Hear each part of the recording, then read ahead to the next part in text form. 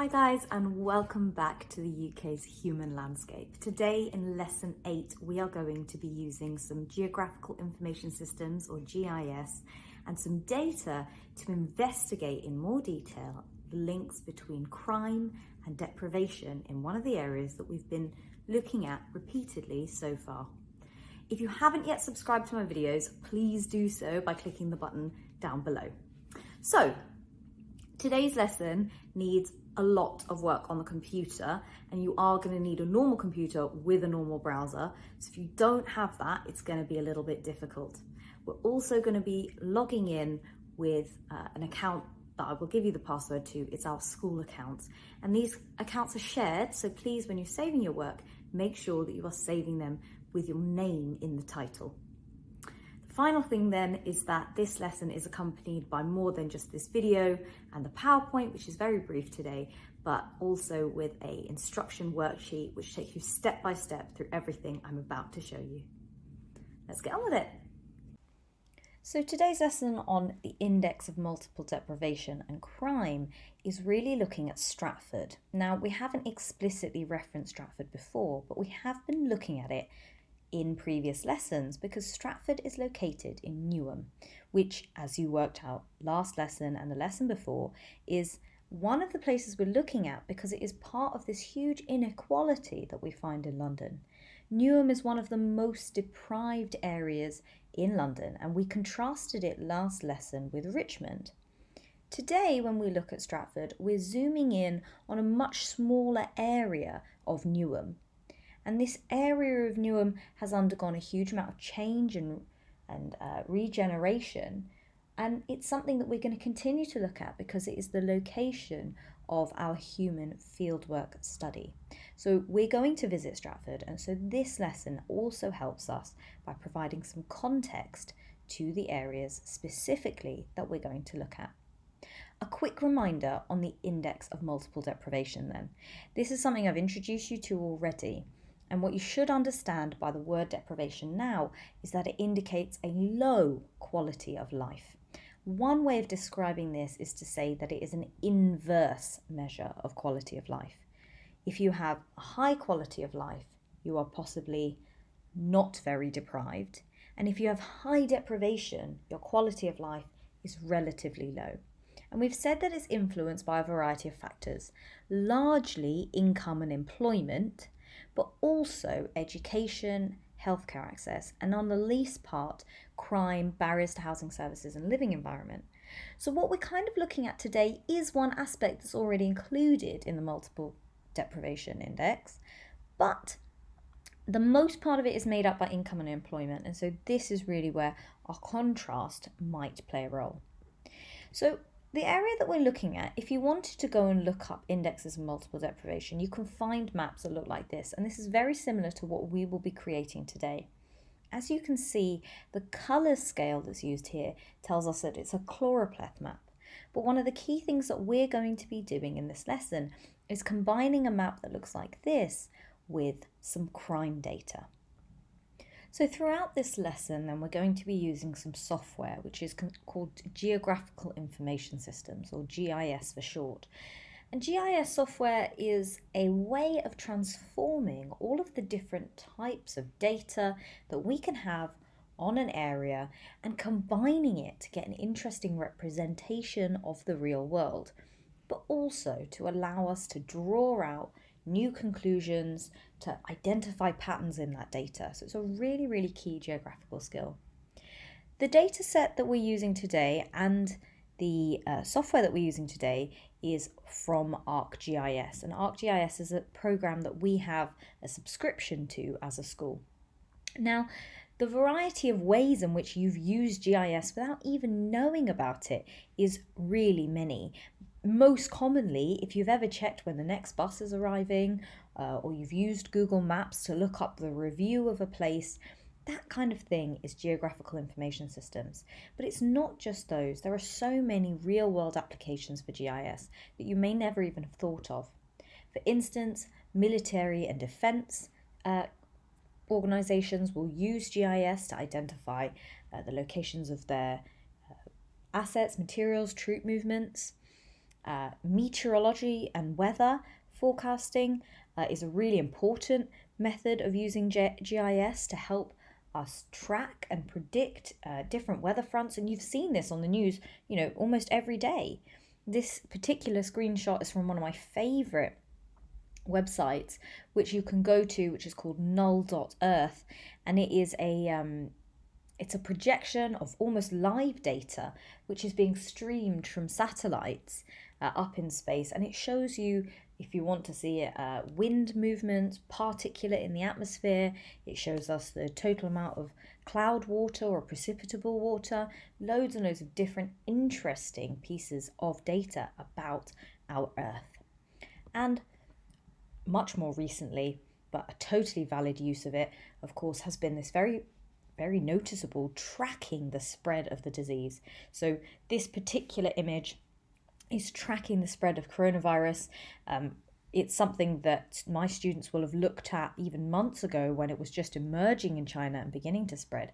And you can see how it is transformed. This image that you see here has been created with the same software we're using today. Now, of course, it's not going to get that detailed and intense as this particular COVID dashboard tracking page, but it is the same software. So this gives you an idea of really what this software is capable of doing. So going to a normal browser page then, I'd like you to type in ArcGIS, and we're just going to select this first option. And once we get in, we're going to need to sign in to our ArcGIS platform. You can use the button down here, or you can use this one up here on the right. And your login details are your class code. Now I'll put this in the PowerPoint as well as your instruction sheet, but basically it should be GEOG with a capital, 10, and then A1, B1, D1, D2 if you're in Miss Miranda's class, and the password is geography with a capital G, 1. Now, these accounts are shared, as I said before, so if you're having trouble logging in, it's probably because you've typed in without the right capitals or lowercase letters in the right places, so be very careful with that. And when you're saving your work, you are going to need to make sure that you are doing it with your name in the title. So let's have an example.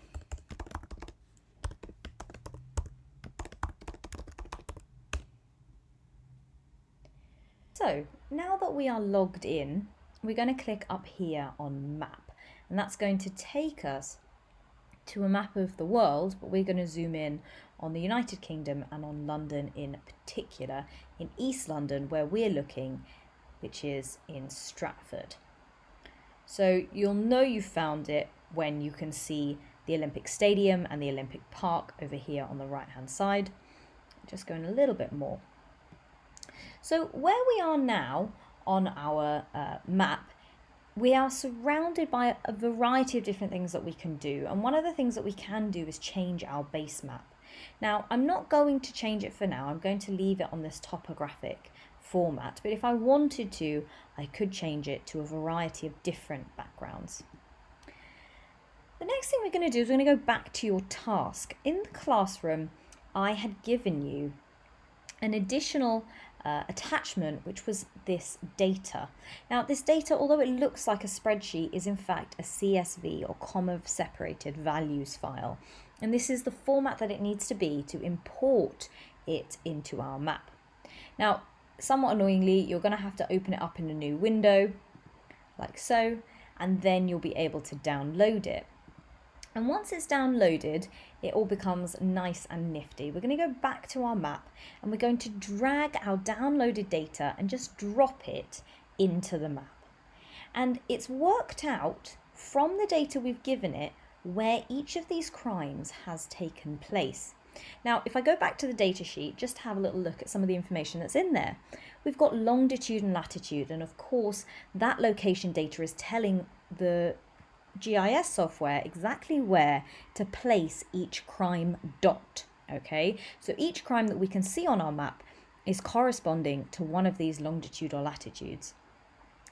And then for each of these crimes, which is in each row, you can see roughly where it was described as being.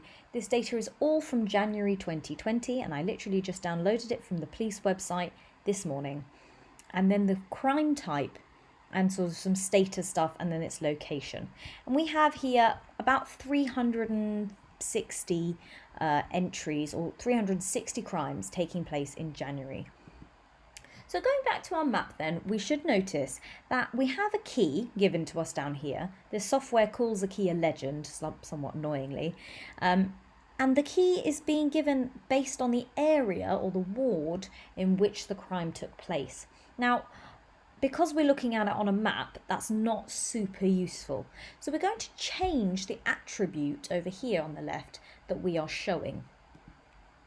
And so what I actually want to look at is what types of crime occur commonly in Stratford. Okay, and now you can see that I've changed that and the key has changed with it too. Now it's important that you notice that this little tick over here shows us which option type we have chosen for our presentation. If I wanted to present my data without a key, like so, I could click this option. But if I do want to show different types of data and I want it to work it out, I'm going to select this option. So I've selected that, but I notice that there's lots and lots of dots here. If I zoom in on the dots, there should be more of them than I can see when I'm zoomed out. But still, this is a bit frustrating. What we want to be able to do ideally is to see what frequency with which we find these different crimes in different areas. So we're going to click done and we're going to select something else. A moment ago we were using this change style feature.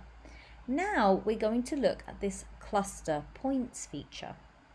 So select cluster points and it will turn on clustering, and you can see that the number of points on my map has shrunk dramatically. But now they all seem to be clustered together in a few huge lumps. This particular cluster represents 190 crimes. That's much too many. So, the most of those 190 crimes is shoplifting, and as you would expect, being right on top, of course, the Stratford shopping centre that we have over here. But we don't really want to have this level of granularity. So if we look at the slider bar up here, we're going to actually reduce the slider almost all the way down so that we've still got this lovely indication of how many of each type of crime is occurring, but we don't have the sort of overwhelming number of crimes in one spot. So we're going to click OK, and again, let's zoom in a little bit on that, so that we can see what different types of crime we're seeing. Where we've got the Stratford shopping centre then, two large clusters of shoplifting. This grey cluster here is no particular crime type, that's interesting. This one over here is theft from the person, so a bit like a mugging. And over here, right next to the sort of underground station, antisocial behaviour, there's a large square there. Amongst our residential areas, we can see quite a lot more in terms of antisocial behaviour orders. We can also see quite a lot more violence in residential areas. Okay, up here, vehicle crime, so car theft, or potentially also bike theft. Up here, robbery in residential areas. So we've got down here public order. I'm not really sure what that is, if I'm honest. And down here then, these purple ones are drug crimes. Okay, so if we wanted to be able to present this beautifully, we are going to have to look at the legend or the key, which we get by just clicking up here. So we've already got quite an interesting piece of data now on the types of crimes that occur most frequently, and even just some idea of whereabouts they're happening, whether they're happening in residential areas or they're happening sort of in the town centre, on the high street, or in the shopping areas. But the purpose of this lesson is to correlate it with not just crime, but to also see how deprivation might affect it. So we're going to add some content. We've already got, as you can see in our key here, these two different aspects. But we're going to click this add button up here on the left, and we're going to click search for layers. Now we're not wanting to search just my content, or you won't find anything other than other people's older work. What you want to be able to search is ArcGIS Online, so select that one please. And very simply in here, this is a database of a variety of different types of data that you can get that somebody else has prepared for us. And that is really, really useful way of getting access to data very quickly without having to manipulate it a lot ourselves. So we're going to search for index of multiple deprivation. Now, before I add anything to my map, I want to be really clear. You need to make sure that you're zoomed in or out at the right level when you add your data to the map, because it's going to try and load what you're looking at first. If you were zoomed out and looking at the whole of the UK, this data is going to take forever to download, which is obviously not what we want. So we just want to download the data that is just for the area that we're looking at. So making sure that our screen doesn't change how far zoomed in we are. And we're going to choose the indexes of multiple deprivation, please, from 2019, this one over here. We can click this little add button down here. And as we add that to our map, you can see how it's overlaid a new layer, which we're going to consider a choropleth map. Now, we can manipulate this so we get to see everything that's underneath it in just a moment. But for now, we want to exit this search bar and we come back to our key or our legend to see what we are looking at. And what you should notice is that these dark colours indicate that this area is already quite deprived. Clearly there's a pocket of much less deprived in here, okay, but broadly quite dark blues. There's no yellows and no greens available here. If I was looking at Richmond or much further out on London, for instance, you might notice Richmond was down here on the right hand side, and you can see there's a lot more green and yellow over there. So, oh dear, I hope we haven't lost it now. No, here we go. So what we're going to also do then is we're going to go back to our content. So the legend or the key tells us what we're looking at over here, but our content tells us what data we have on our map. And what we're going to do now is we're going to alter the transparency of our data. So we are keeping the attribute, which is IMD rank, because that is what we want. And we're going to keep counts and amounts. If I'd selected, for instance, location single symbol, it would look a bit like that. Okay, and that's no good to us. In this case, we do want counts and amounts. We want there to be a difference in the way the data is displayed depending on what the result is. Okay.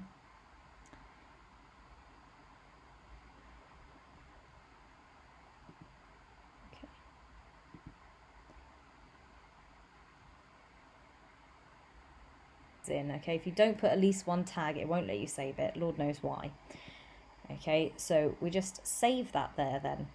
And don't forget that all the instructions that I've just been through are available in your Google Classroom.